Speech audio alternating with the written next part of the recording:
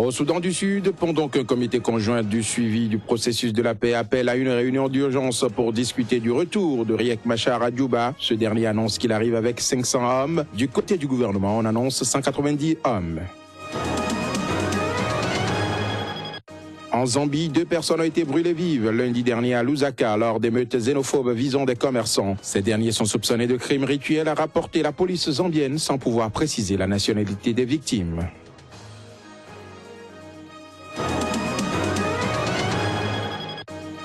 Enfin au Mali, un des 4 agents de la Croix-Rouge kidnappés le week-end dernier par un groupe non précisé dans la région de Kidal a été libéré. Les 3 autres sont toujours gardés en otage.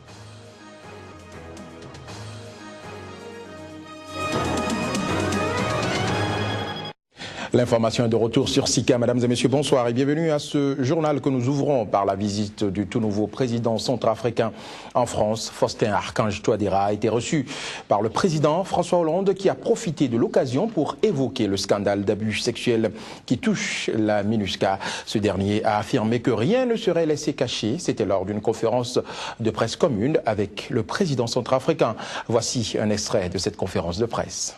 J'ai bien sûr aussi évoqué les scandales qui ont pu toucher la MINUSCA ou évoqué des éléments de l'armée française. La justice est saisie et rien ne sera laissé cacher ou occulter. La transparence, la vérité devront être établies, y compris pour l'honneur de l'armée française. Car s'il y a eu des accusations qui n'ont pas de fondement, on devra le savoir aussi. Si les cas sont établis, il y aura de la part de la justice française aucune impunité, je vous l'assure. Allons à présent au Soudan du Sud où le retour du chef des rebelles à Djouba semble dans l'impasse. Un comité conjoint de suivi du processus de paix du mois d'août 2015 demande l'organisation d'une réunion d'urgence pour discuter de l'impasse entourant le retour de Riek Machar. Pendant ce temps, ce dernier affirme avoir été autorisé à rentrer dans la capitale Djouba avec 500 militaires, gardes du corps et membres de son personnel politique. Du côté de Djouba, justement, le gouvernement soutient avoir autorisé Riek Machar à atterrir à Djouba, mais seulement avec 195 membres de ses troupes. Voici les explications du vice-ministre des Affaires étrangères du Soudan du Sud. Notre gouvernement accepte que Riek Machar revienne avec les 195 troupes qui l'accompagnent et son chef de personnel. Nous lui donnons assez, ainsi qu'aux avions. Le gouvernement éthiopien ne laissera pas charger d'armes dans les avions, à moins qu'elle ait été autorisée par le gouvernement du Soudan du Sud. Je l'ai fait en ce qui concerne 35 armes automatiques et 35 lance-roquettes. Il fallait l'aval de notre cabinet et nous l'avons donné. Et nous espérons, pour le bien de la paix, qu'ils accepteront. Car à quoi servent ces armes? Riek Machar revient chez lui pour parachever la paix. Mais nous espérons qu'ils se conformeront aux accords. Les accords concernant l'accueil du premier vice-président sont toujours de mise. C'est le témoignage de notre engagement. Le gouvernement a été très flexible depuis le premier jour lorsque nous avons commencé les négociations, parce que nous croyons que la responsabilité primaire de notre pays repose sur le gouvernement. C'est pour ça que nous faisons des concessions pour le bien de la paix. En République démocratique du Congo à présent, un Reporters sans frontières s'est inquiété ce mercredi dans un communiqué de la brusque dégradation de la situation de la liberté de la presse dans le pays. La RDC occupe désormais la 152e place sur 180 dans le classement mondial de 2016 de la liberté de la presse, reculant ainsi de 3 places par rapport à l'année dernière. Selon RSF, le pouvoir harcèle de plus en plus les organes de presse alors que le climat politique est très tendu dans le pays en raison de l'incertitude liée au très probable report de la présidentielle censée avoir lieu à la fin du mois de novembre 2016. Le communiqué de RSF précise également qu'en 2015, une dizaine de médias ont même été fermés ou suspendus, des émissions interdites, du matériel confisqué et des locaux saccagés dans plusieurs régions du pays. RSF dénonce également une insuffisance des autorités congolaises dans la protection physique des journalistes, citant entre autres le cas du meurtre en avril 2015 du journaliste Soleil Balanga dans l'ancienne province de l'Équateur.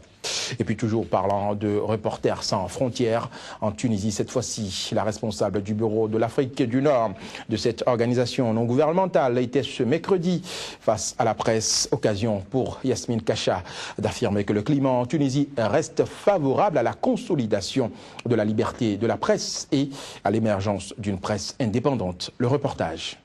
La région de l'Afrique du Nord est aujourd'hui la zone la plus dangereuse dans le monde pour la liberté de la presse et pour les journalistes.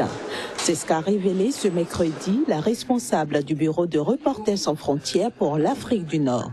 Yasmine Kasha salue cependant l'amélioration de la situation en Tunisie qui gagne 30 places dans le classement mondial de Reporters sans frontières. Nos espoirs se tournent aujourd'hui vers la Tunisie. La Tunisie qui occupe aujourd'hui la 96e place au classement mondial, elle est donc la première dans le monde arabe. Il faut se rappeler que la situation dans le monde arabe est une situation très difficile, donc c'est relatif. Disons qu'on peut relativiser cette position de la Tunisie, ça reste quand même un pays où le nombre d'exactions a diminué, même s'il continue à y avoir des pics de violence, notamment de la part des forces de l'ordre.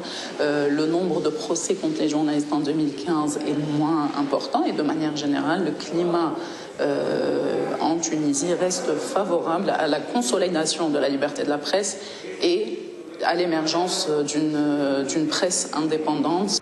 Pour la responsable du bureau de Reporters sans frontières pour l'Afrique du Nord, l'un des défis majeurs de la Tunisie reste l'indépendance des médias et de toutes les pressions politiques et financières.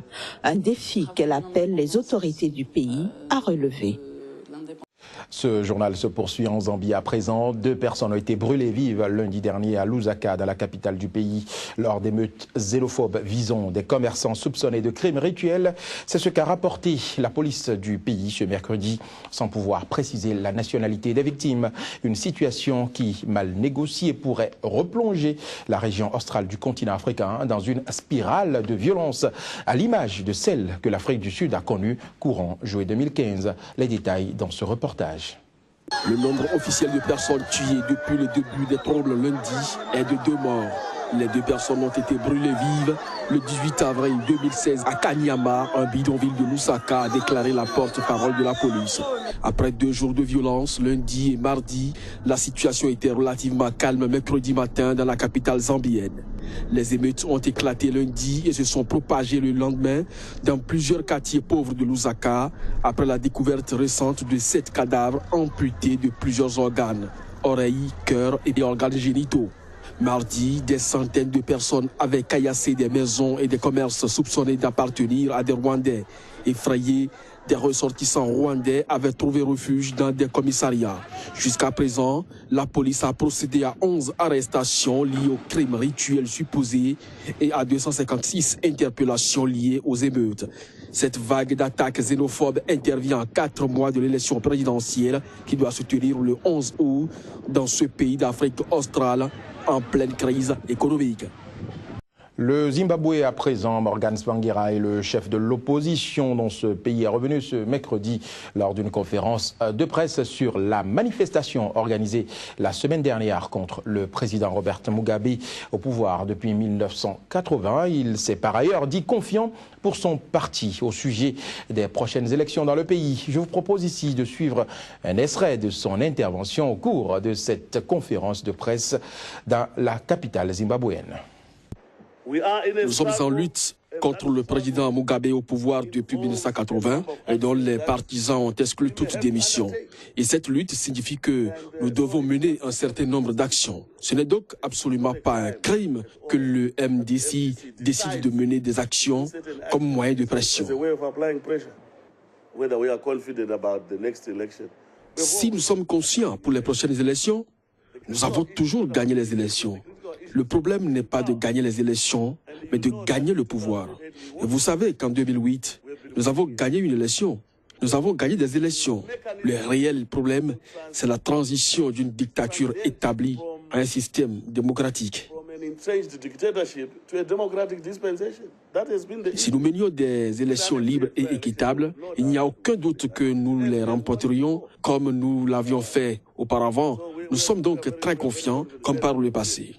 Concernant la manifestation organisée le 14 avril à Harare contre Robert Mugabe, eh bien les gens se sont exprimés et pacifiquement et nous voulons les remercier de leur discipline. Le Mali à présent, 3 collaborateurs du comité international de la Croix-Rouge sont depuis le week-end dernier retenus par un groupe inconnu dans la région de Kidal, dans le nord-est du pays où ils étaient en mission. Un des leurs avait été libéré, il était également en captivité. Le reportage.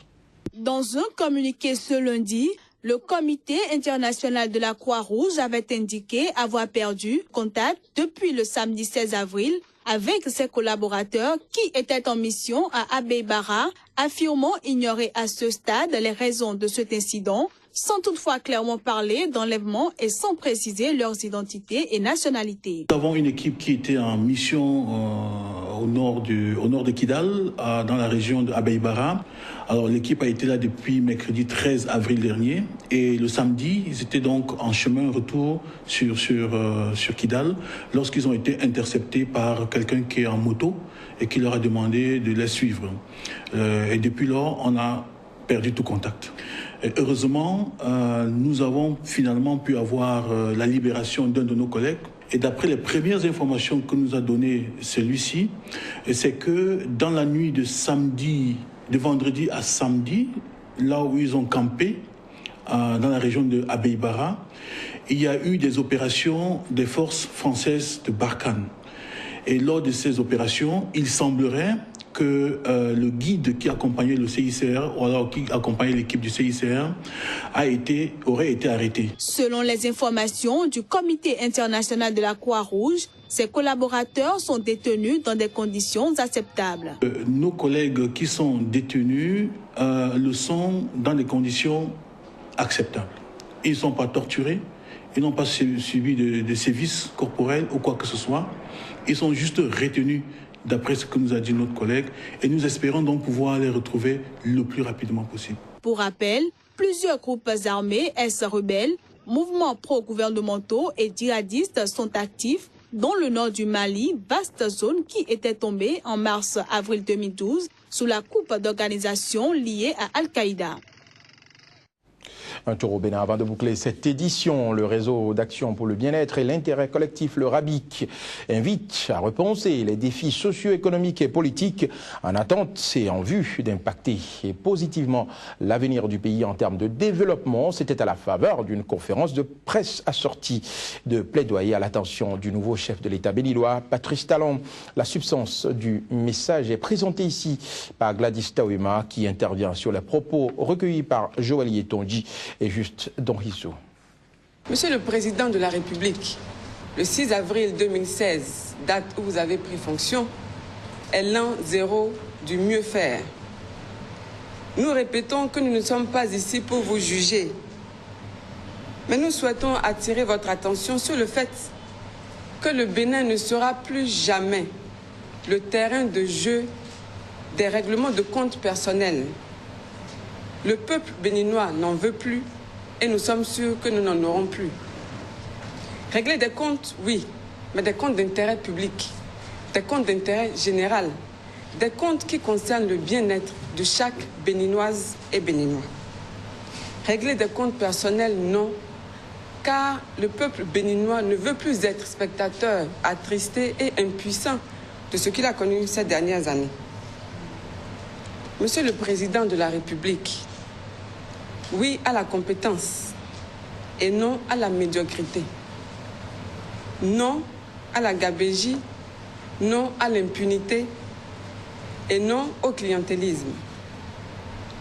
Comme nous l'a rappelé le professeur Albert Tevoe-Edire, sommité de notre État, pour gouverner un peuple, il ne faut pas se mettre au-dessus de lui.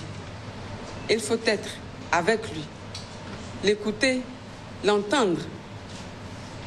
Alors, Monsieur le Président de la République, sans nous poser en donneur de leçons, nous venons encore une fois vous exhorter en toute humilité à gouverner avec ceux qui entendent le peuple, ceux qui sont parmi le peuple et finalement ceux qui sont le peuple.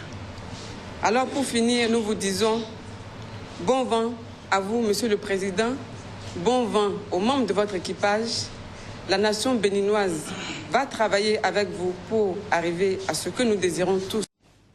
Voilà, ce sera tout pour cette édition. Merci de nous avoir suivis, madame, monsieur. Le programme se poursuit. L'information également.